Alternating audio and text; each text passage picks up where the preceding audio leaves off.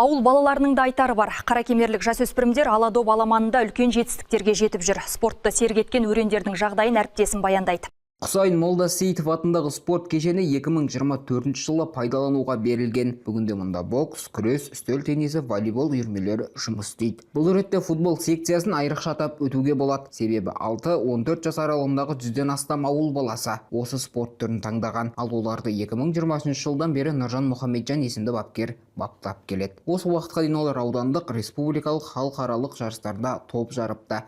Маманның айтуынша, мұндай байқаулар аяқтопшы боламын деген баланың буынын қатайтып, жөн сілтеуге сеп болады.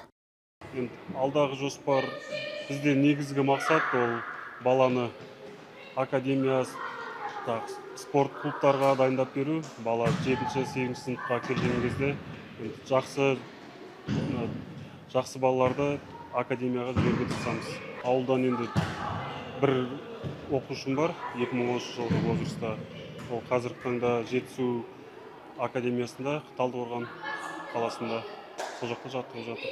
Әлемдегі ең танымал спорт футбол десек, жаңсақ айтпаспыз. Демек, балалардың дәл осы салаға әуес болуы да орында. Мұны ата-аналар да құптайды. Себебі үйірмеге үйір баланың болашағы жарқын боларына сенеді. Қазіргі таңда менде Алланың берген 6 перзентім бар. Алла көп көрмесін. Соның ішінде 2 ұлым осы футболға қатысады. Әрине футболға оң көзбен қараймыз, себебі өзімізді бала кезден футбол ойнап өстік. Осы ауылдың ең кіші футболисі мен болдым десем өтірік айтпаймын. Үлкен ағаларымызбен, сол кісілермен талай жарыстарға барып, ең кішкентай болып арасында доп тептім. Өзім жақсы көремін футболды. Иә, тәні саудың жаны сау деп дана халқымыз текке айтпаса керек. Спортты серік еткен өрендер болашақта ел футболының дамуына күш салады деген үміт мол. Спортты серік еткен өрендер болашақта ел футболының дамуына күш салады деген сенім мол.